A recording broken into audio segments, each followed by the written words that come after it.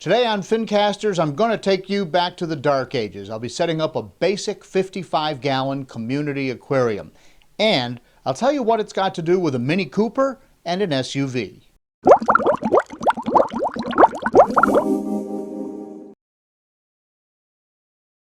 Well, we actually feed Extreme to our fish in store. We also recommend it to all of our customers. It is an excellent food, brings out the color, makes them more vibrant. It's the food I feed. Hi everybody, John here with another Fincast. And we've been talking a lot here at Fincasters, and you can click around and see all the different videos we've done. And I keep a fairly nice reef aquarium, and I've got a planted shrimp tank with my Aquascaping project, which I promise we'll update sometime here in the next few weeks or so. But today I want to talk about setting up a basic 55-gallon community aquarium. Now, if you've been watching Fincasters for long, or if you've read my bio, you know I've been keeping aquariums since I was a kid, and so since I'm now in my 50s, it's sort of been a progression for me. You always want to keep something maybe that's a little bit more complicated than what you had before, or keep a fish you hadn't kept before, and you sort of want to advance yourself through the hobby over the years, and I'd say I've followed sort of a traditional track with that. But I've also noticed that there's a pattern that develops, and this is the Mini Cooper SUV thing. For years, for several years, I drove a Mini Cooper S, and I absolutely loved this car. It was a 6-speed, it was fast. I live in the mountains, I would drive mountain roads. I would actually, on my way to work, take the long way to work so I could be in the car longer. And man, I love that Mini Cooper. But just like with your aquarium, after a while, that becomes the norm, and then you want something different. So, and what I have found is that when you go different, you go 100% different. So if you're in a fast little car with a 6-speed, then the next thing you want is a slow big car with lots of space. So sure enough, I traded in my Mini Cooper and I bought an SUV, and now I drive around in the SUV, and I love my SUV. It's a Nissan Xterra. Great truck. I carry my mountain bike around in it, and I wonder how I ever would have done everything that I like to do now, because I'm a kayaker and a road biker and a mountain biker, and we do a lot of family outings and that sort of thing. So, and I use just about all the space in my SUV. So I love my SUV, and this is not a video about cars, but the point is you kind of tend to go in the opposite direction from where you've been once you've established the norm. So the aquarium in my office over the past few years, and you've seen it in different videos, had been, I was doing some Geophagus, I had some discus in there, and the Geophagus had gotten big. And they were looking great. I had raised them since they were little, these little silver boring fish that came in, and then their colors had come out. But I decided, I think I want to go back to a basic aquarium. And fortunately, now this is a tank that originally started out with plastic plants, and then I had gone to real plants. And if you know anything about Geophagus, they like to dig, and so it was becoming difficult for me to stay ahead of the Geophagus digging up the plants and so forth. So here is what the tank looked like before I did a little makeover, and then we'll talk about some of the community fish. All right, just real quick, this is the 55 in my office, and made some changes, and then had to rapidly just dump some plants in there that I had ordered. Haven't had a chance to redo the aquascaping, so they're just kind of floating around. Okay, so one of my problems is that I've got this beautiful lotus plant, but it's right in the middle. And typically, when you do aquascaping, you don't want something big right in the middle.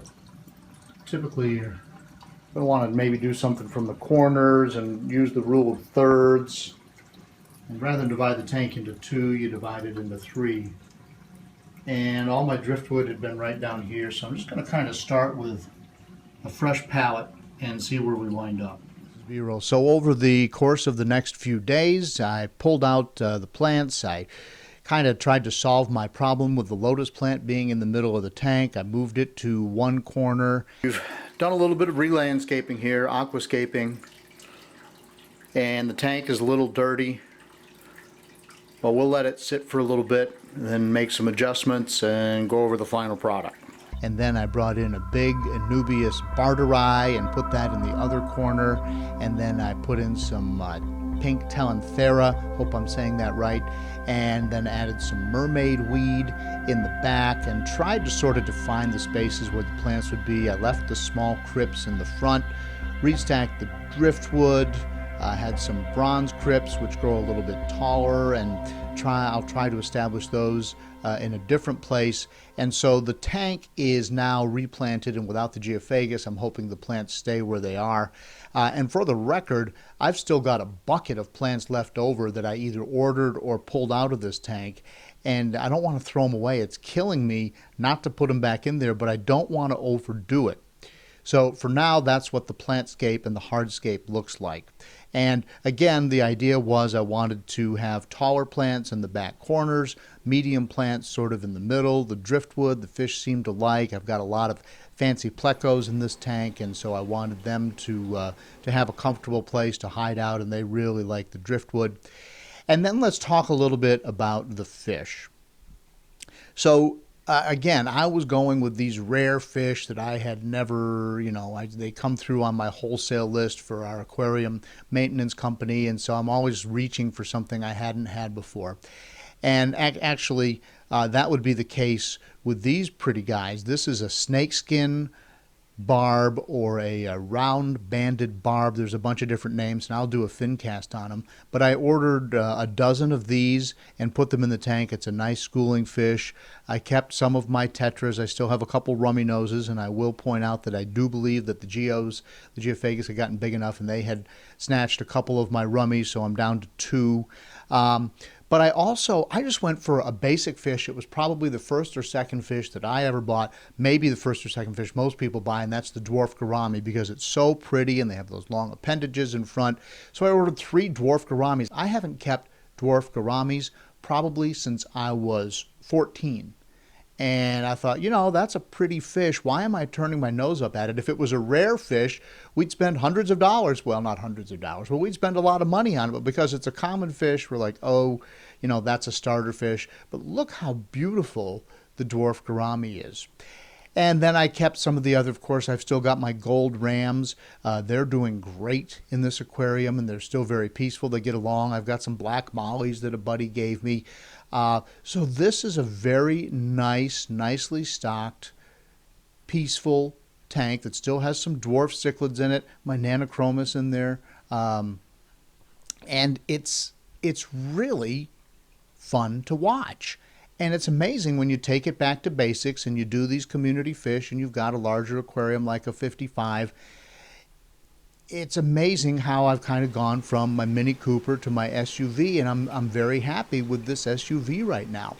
And for those of you who are trying to set up a 55-gallon tank, of course, this one is established, so all my beneficial bacteria are in there, and there was no shock to these fish. And yes, it's live plants, so it's not the most basic 55-gallon aquarium you can do.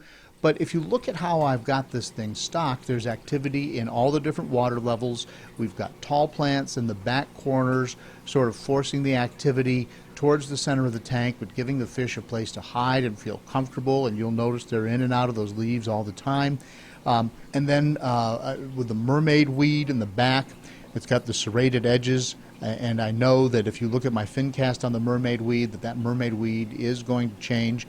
I will tell you that I am injecting some CO2 into this tank, but I don't do it very well. I just set it on a very slow bubble, and I leave it on all the time. And that's not the way you're supposed to do it, but that works for me. And I dose fertilizer kind of when I think of it. So I'm not the best plant keeper on the planet. It's just kind of the way my schedule is, and I'll react to different situations, and I can test the water, and I may be doing some other things with fertilizers that we may talk about in a future Fincast. But at any rate, this is a nice stocking for a 55-gallon aquarium. So a couple things about this fish tank. Number one, if you're watching this video and you're new to the hobby because you're setting up a fish tank and maybe you bought a 55 at Walmart or PetSmart or Petco, or you've got an old 55 and you're wondering about how I handled something with this particular tank, please leave me a question in the comment section down below. I try to answer all the questions that come into Fincasters. If you are somebody who's been in the hobby for a long time, you're looking for a nice display aquarium, my point is that think about going back to some of the basics, or go with the basics, your plants, your standard gravel, and then a couple of different fish, and then look at the fish that you've always thought about or always kept, or maybe kept way back when you first got into the hobby, because what I'm finding is that they're just as enjoyable as some of the more advanced fish, or some of the rarer fish that we often keep, or a lot of people get into it and they want to breed fish, which is something that I don't have the time or the inclination to do. I really enjoy a display aquarium, and so when I'm sitting here in my office working on various things, I can look over and enjoy this fish tank. So maybe you want to go from your Mini Cooper to your SUV. Please click around Fincasters. If you found me on YouTube, you might want to check out Fincasters.com. I'm working on some blog material there, and all the videos are also at Fincasters.com.